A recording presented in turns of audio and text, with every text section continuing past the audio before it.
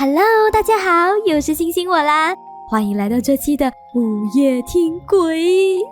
原本星星是要放2则故事的，但是还是来不及，所以之后做完第2个故事会立马再上传哦。那今天的故事比较特别，是关于一位马来西亚回教徒的灵异故事哦。同样的，所有故事会是网友投稿，或者是星星在查询网络时觉得很酷，想跟你们分享的内容，也都经过很大幅度的调整和改编，希望你们会喜欢哦。那我们马上开始故事吧。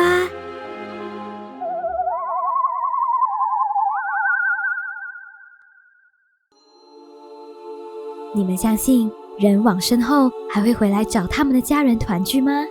如果真的回来了，你们会觉得开心还是恐惧呢？今天的故事就发生在我老公的妈妈，也就是我婆婆身上的恐怖经历。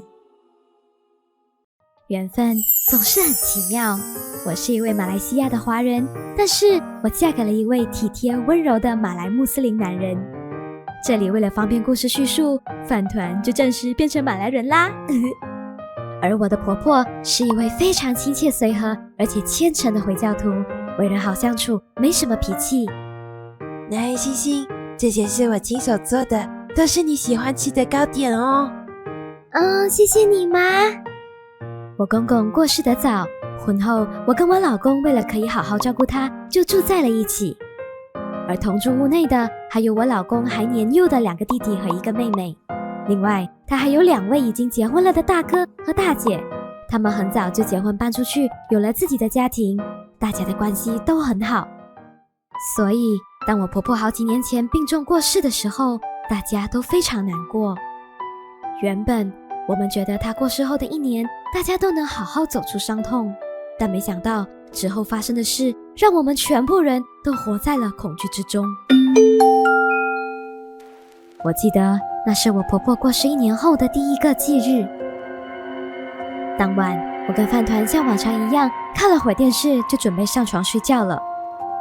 当时差不多是午夜12点多左右，我跟饭团都还没完全睡着，突然我们就听见客厅的大门有人在敲。一开始我以为我听错了，大半夜的谁会来找我们啊？但是那个敲门声没有停，它就是一直敲一直敲。饭团，有听到吗？那个是什么声音啊？好像是有人在敲我们家的门。此时我的心跳超快，到底是谁在敲啊？而就当我们忐忑不安的要起身去查看时，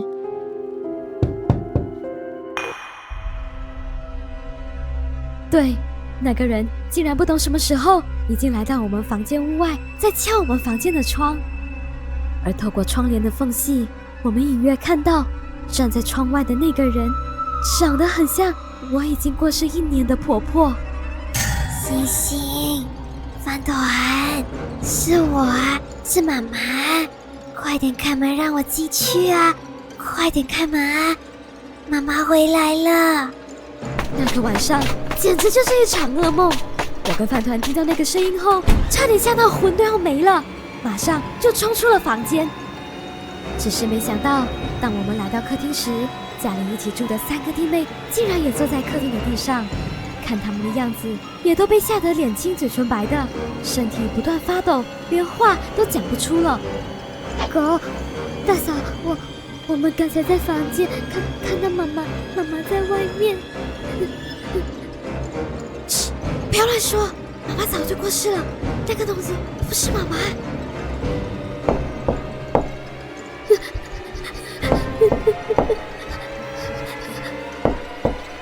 你们开门啊！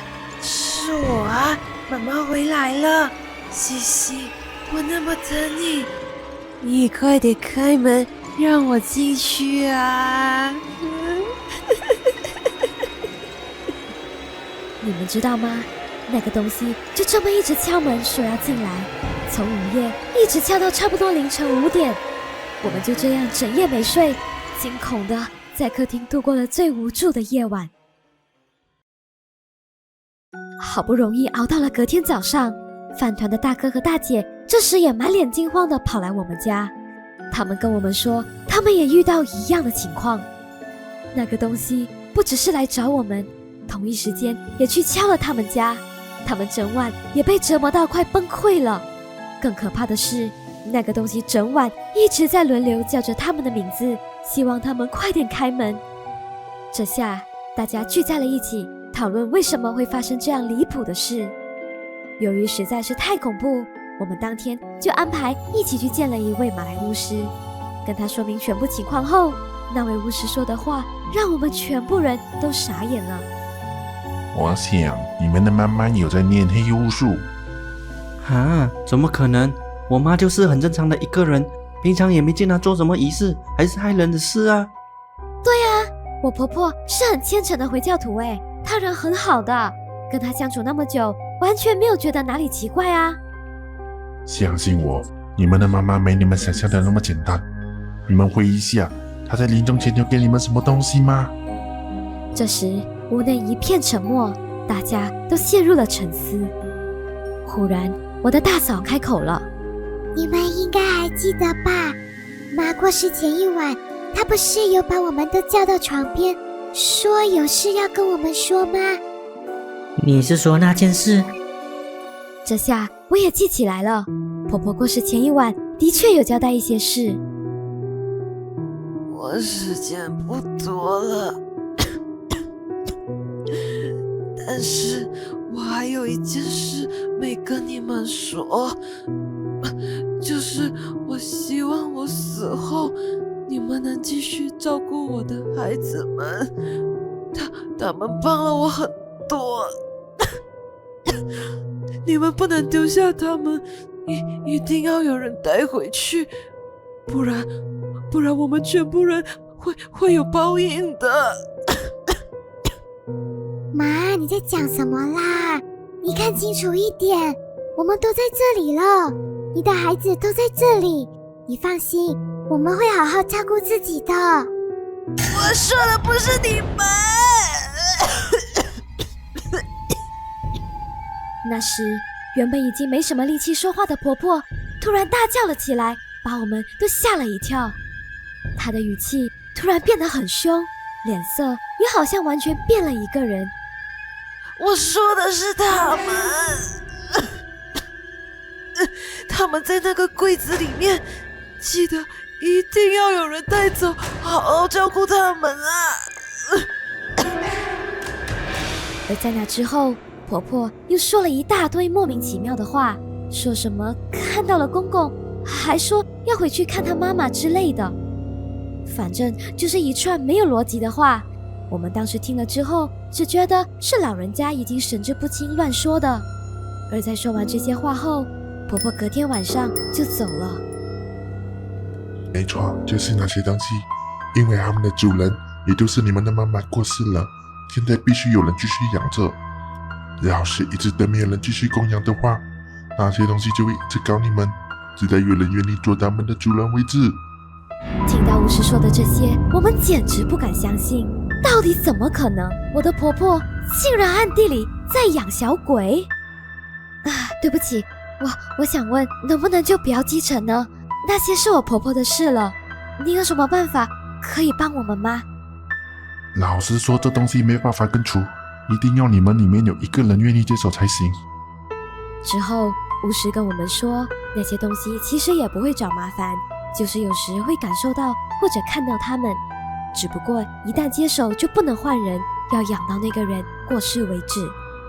不过他也给了我们另一个办法，那就是他会帮我们设一个结界，平时生活不会被打扰，但是每年我婆婆的忌日就要一起回来聚在那间家，到时我们就在家待在一起，哪里都不要去，然后念经熬一个晚上就可以安然度过了。啊，不好意思，巫师，熬一个晚上是什么意思？就是那些东西会像昨晚那样，每年忌日会回来找你们一次。回到家后，我在婆婆以前睡的房间找了一遍，终于在一个我们以为是坏了，但其实是锁着的柜子里，看到了那些用来做黑巫术的东西。谁会想到，看起来人畜无害的母亲，也藏着这么可怕的秘密？说真的，家里根本就没有人愿意去供养那些东西，所以大家最后决定，每年婆婆的忌日，我们就聚在一起，咬牙熬一个晚上，去换一整年的安宁。就这样，很快的，今天是第5年的忌日了，而今晚我们全部人也准备好要一起度过这个煎熬的夜晚。西西，饭团，开门啊！是妈妈回来了。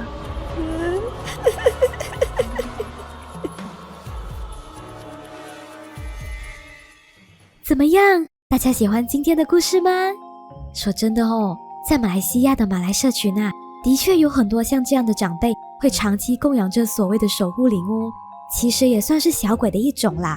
一般哦，都是为了要帮自己做事或者累积财富的。星星觉得哦，千万还是不要碰这些黑巫术啦，正当做人最好，不然我们不会知道这些能力需要拿什么来换你。但是如果被指定成为下一位供养的人，我想那也只能认命了吧。而且大部分也是代代相传，需要后代继续供养的哦，不然家里就会发生各种衰事，严重的话还有可能会威胁到家人的生命，所以是真的很恐怖啊。好啦，那今天的故事就到这边，彩色版本依然会持续更新，你们不要担心哦。我们下期故事见啦，拜拜。最后，各位加入灵性鬼探社的社员们，谢谢你们的支持哦，特别是科长雷克斯、阿言、阿燕、Jean 和神奇火龙果，感谢你们啦！